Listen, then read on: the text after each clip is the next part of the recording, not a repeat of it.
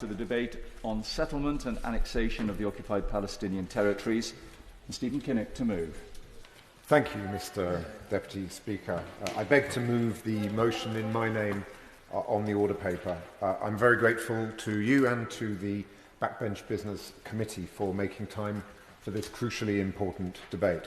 And as the outgoing chair of the All-Party Parliamentary Group on Palestine, I pay particular tribute to colleagues who have been such powerful advocates for peace, justice and security in this troubled land, not least the Honourable Member for Sunderland Central, who will be taking over as chair of the APPG, and I wish her well.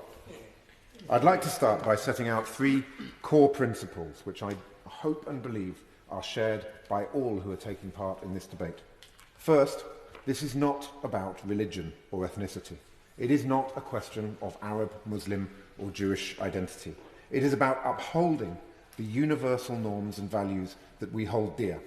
And it is about working to constrain and reverse the actions of those who seek to undermine those norms and values. Neither is this about being pro-Israel or pro-Palestine. This is about striving for peace, justice and security for all. Second, we condemn violence in all its forms, whether it is Hamas launching rockets or the IDF bombarding Gaza or bulldozing Bedouin villages to make way for illegal settlements. We oppose any and all actions that lead to the death and destruction that have so tragically come to define this conflict. And third, we believe passionately in the rule of law.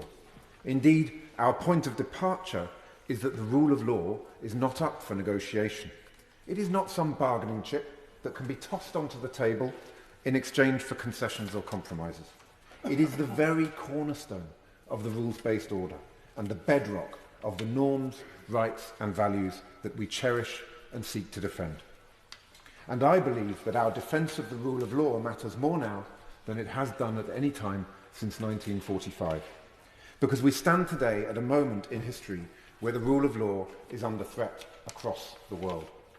The Chinese Communist Party has breached the Sino-British Declaration on Hong Kong. The Russian government annexed Crimea in 2014. And deeply regrettably, even our own government is willing to renege on its commitment to a legally binding treaty. But Israel's consistent flouting of UN resolutions and the Fourth Geneva Convention have undermined the rules-based order for decades, and the international community can no longer just look the other way. Both sides in this conflict have witnessed horrific bloodshed, and both sides deserve an end to the fear and suffering that they have had to experience. This is why it is so vital and urgent that the rule of law be brought to bear as the foundation upon which a viable and sustainable Palestine can be negotiated and built. A Palestine which protects the rights of its citizens and lives in peace with its neighbours. Mr. Deputy Speaker, the illegal Israeli settlements undermine all three of the principles that I have set out. They drive and amplify the vicious identity politics that poisons this conflict. They cause violence on a daily basis, and they are a flagrant breach of international law. And yet they continue and they expand. 2018 marked 25 years since the signing of the Oslo Accords. That moment in 1993 was meant to herald a new and lasting era of peace and coexistence, the beginning of a genuine two-state solution. But since 1993, the number of illegal settlers has increased from 258,000 to more than 610,000. 50,000 homes and properties have been demolished, and an illegal separation barrier has been built, which carves up the West Bank and brutally disconnects towns, cities, families and communities from each other. And what have the Israeli people experienced in that time? Insecurity, fear of attacks through suicide bombings, rockets and mortars, knife attacks or car rammings. None of this will end whilst there is no proper peace and no end to the occupation. It has been a disaster for all sides in this conflict. I will give way. way, and I congratulate him on the very, very balanced way that he's bringing forward the debate today. The events of the recent weeks have encouraged myself and probably encouraged many, so have they encouraged the Honourable Gentleman as well?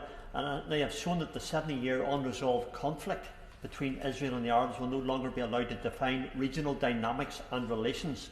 And I hope I can use this, does my honourable friend agree with me that this new outside-in approach to peace offers a very invaluable opportunity to transform the entire region? There's an opportunity now to move forward together with perhaps maybe a two-state solution. I thank the Honourable Gentleman for his intervention, and we certainly welcome any steps towards peace and conflict resolution. But I do think we should be realistic about what the so-called Abraham Accords really signify. And the reality is that the UAE and Israel have never been at war with each other. They have a pre-existing and long-standing relations. Indeed, they have cooperated on military matters and in counter-revolutions and coups in many of the Arab League states. So I think we should be realistic that this is really more the formalisation of pre-existing relations rather than something new. But nevertheless, it is something to be welcomed. I will give way. I thank the Honourable Gentleman, and he made some very, very important and strong points in his opening remarks. Can I bring him back to the reference he made a few moments ago to the signing of the Oslo Accords and the failure that it didn't result in the era of peace that so many people hoped for? Straight after mentioning Oslo, he then talked about settlements, almost implying that it was the issue of settlements that meant that the aspirations behind Oslo were never realised. I would encourage the Honourable Gentleman to read Bill Clinton's account of the peace negotiations and many other accounts and see why exactly peace wasn't struck when there was an opportunity, and it wasn't the Israelis that walked away from that opportunity. I thank the Honourable Gentleman for those comments, and I agree that missed opportunities have been missed on all sides. There's no doubt about that. But the reality is that the constant feature of everything that's happened since 1993 has been the expansion of the settlements. They are a flagrant breach of international law, and once you start to erode the foundations of international law on which all of these negotiations are based, they are rendered effectively meaningless. And I think we do need to bear that in mind as we look back on what has happened since 1993, but it's also vital that we look forward with hope and optimism to the future. It is against this backdrop that President Trump and Prime Minister Netanyahu have come forward with their so-called deal of the century. Mr. Deputy Speaker, this is not a deal. It is not a plan. It is not even a starting point for talks. This is a proposal that is fundamentally flawed because it has no basis in law. It is a land and power grab, which would mean Israel seizing around 40% of the West Bank with full military and security control over the Palestinian people and their resources. Which government, in its right mind, would ever agree to such terms? Why would the Palestinian Authority ever enter into talks on the basis of a document that effectively legitimizes attempts to destroy any chance of an independent, sovereign Palestine? I will give way. Thank the Honourable Gentleman for giving way. Does the Honourable Member not think that actually the deal of the century could well have been the starting point for a conversation? Yes, there was a lot that was disagreed with on both sides, but there was also elements that could be agreed, and it's those levels where agreement could be sought that could be moved forward to actually deliver that two-state solution that everyone on both sides of this House ultimately want. I thank the Honourable Gentleman, but if one is seeking to restart negotiations, one needs to do that on the basis of a plan that it has legitimacy. And you cannot move forward if your plan is actually based on breaking the law. Countless UN resolutions have pointed out that the settlements as they stand are illegal. And so that has to be taken off the table before you even have the basis for starting to talk. And that's why it's perfectly understandable why the Palestinian Authority is refusing to engage on that basis. The Foreign Secretary and his ministers continue to present the Trump-Netanyahu plan as a basis for talks, They ask the Palestinians to compromise. Yet the Palestinians have already ceded 78% of their land to Israel. How much more can they be asked to compromise? Well, my honourable friend give way. I will give way. I'm grateful to him for giving way. Does he agree with me that given Britain's unique history in relation to Israel and the occupied Palestinian territories, it's important that our government remains or continues to work at being an honest broker rather than taking sides, and that position that the UK government has taken is actually putting at risk Britain being seen as an honest broker? I thank my honourable friend and agree entirely. This country has a unique place in history and a unique responsibility, particularly if we trace this back, of course, to the Balfour Declaration. And it is vital that everything that this government says and does honours the commitments in that declaration. The Foreign Secretary and ministers also say that the Palestinian side should make a counter-offer. Well, they have. A two-state solution as already set out in countless UN resolutions and based on 1967 lines. That is the counter-offer. Prime Minister Netanyahu's coalition had agreed that Israel would begin de jure annexation from the 1st of July. Thankfully, the Israeli government has rowed back from this for now. But what we are instead witnessing is more annexation by stealth. Netanyahu has announced approval of preliminary plans for 3,500 new housing units in a new settlement in the E1 area between Jerusalem and Ma'ale Adumim, thus severing East Jerusalem's contiguity with the rest of the West Bank. I will. I'm very grateful to him for giving way, and he's making an excellent speech. Does he agree with me that the developments he's now describing pose a threat to the feasibility of a two-state solution because there won't be enough left for a viable state in Palestine to be established? I agree entirely with my honourable friend. If one looks at the map, it is not really a viable geographical area anymore. It's an archipelago of patches of land which are no longer connected to each other. And E1 and E2 would, in many ways, represent the final nail in the coffin of the two-state solution, in my view. Building on E1 is more of a danger to the two-state outcome than the formal annexation of parts of the West Bank. It has long been seen by the UK, France and Germany as a red line. Another huge settlement plan of 7,000 units has been approved at Efrat, to the south of Bethlehem, often labelled E2. In both of these cases, the reality is that the Israeli government holds all the cards, while the Palestinian Authority has limited power and must rely on international solidarity. Those who take a more sympathetic view of the actions of the Israeli government will no doubt point to the so-called Abraham Accords, which were signed by the UAE and Bahrain at the White House on the 13th of August this year, and which commit those states to the normalisation of relations with Israel. Yet the reality is that the Abraham Accords are simply the formalisation of pre-existing and well-established relations between the signatories. These states have been working together for years on joint military operations, coups and counter-revolutions. For the Palestinian people, nothing has changed. The reality is the creeping annexation of their land continuing, and it is accelerating. Mr. Deputy Speaker, actions speak louder than words.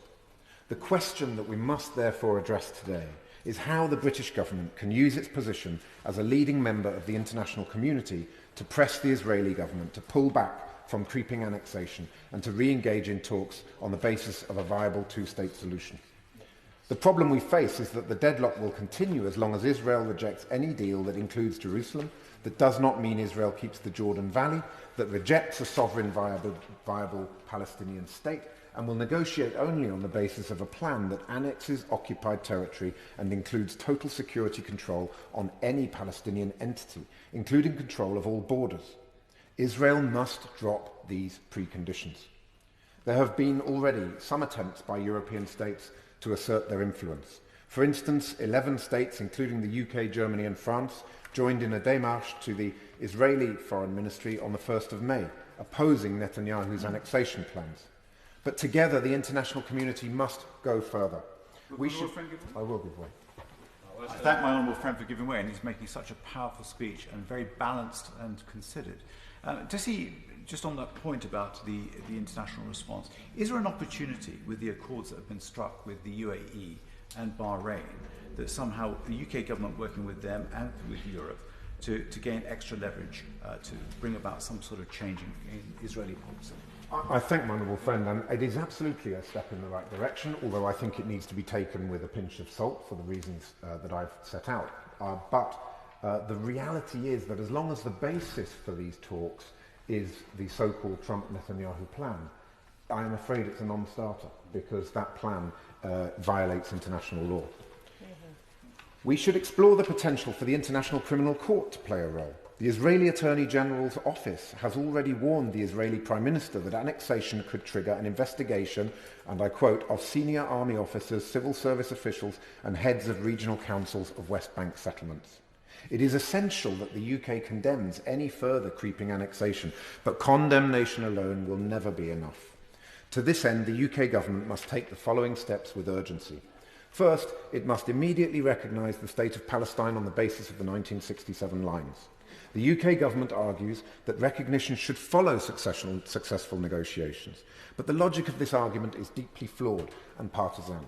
It suggests that we are happy to see a 53-year-old occupation persist, legitimising the illegal actions of the Israeli government and contributing to the brutality and violence that shames us all.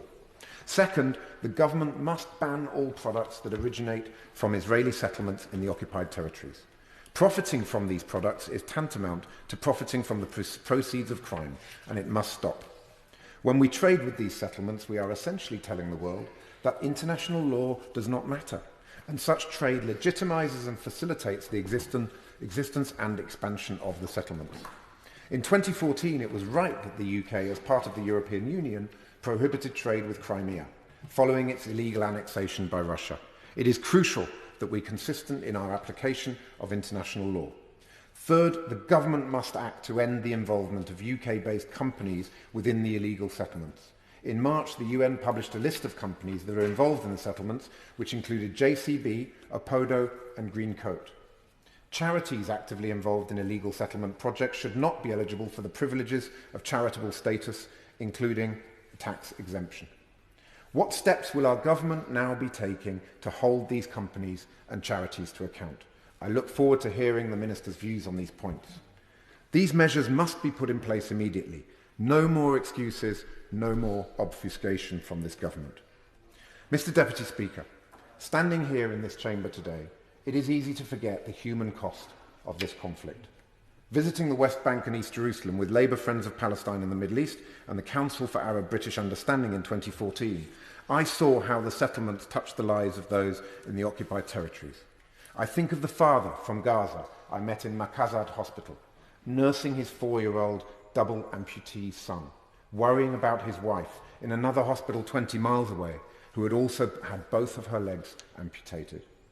I think of the Bedouin community of Khan al-Ahmar, residents living in perpetual fear of military demolitions and harassment.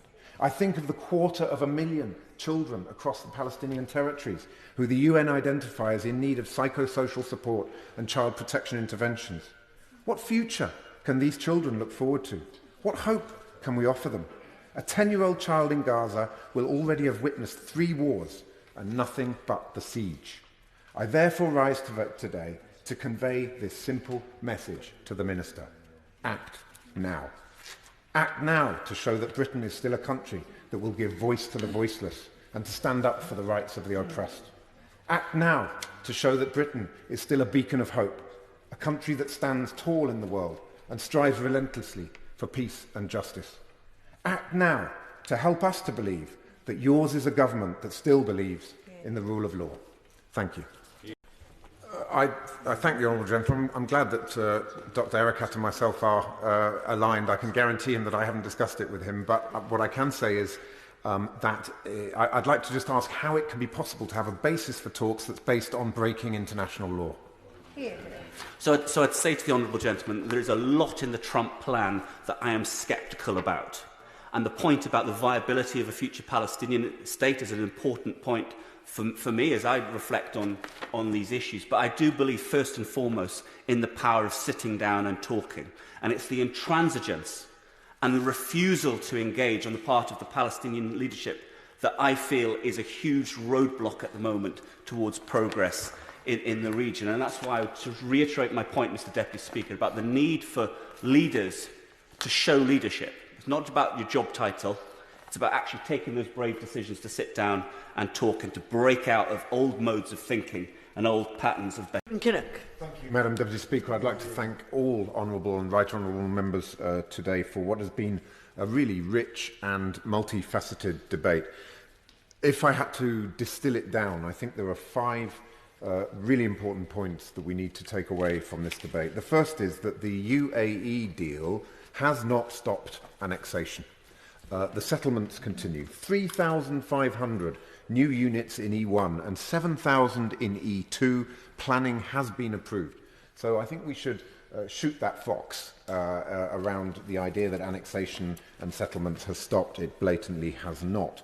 The Trump plan, second point, Trump plan has to be taken off the table. It is not a viable basis for negotiations. It represents the breaking of international law. Point 3, we must recognise Palestine. The British government must recognise Palestine immediately on the basis of 1967 lines. Otherwise, we are simply not having a realistic or constructive engagement in this process. Fourthly, banning trade in products. Now, the Minister kept saying this is about banning trade on products from Israel. It is not Israel that we're talking about. The illegal settlements are not Israel. They are illegally occupied territory that should belong to the Palestinians, as my honourable friend, the member for Coventry South, so correctly pointed out. And finally, we do need to act against those British companies that are involved in the illegal settlements. It's all very well having guidelines and instructions and guidelines and encouragement. That is clearly not working. It's time for the British government to step up to the plate. It's time to have this tangible action. Hand-wringing and expressions of outrage will no longer cut it. We need to see action, and we need to see it now. Thank you, Madam Deputy.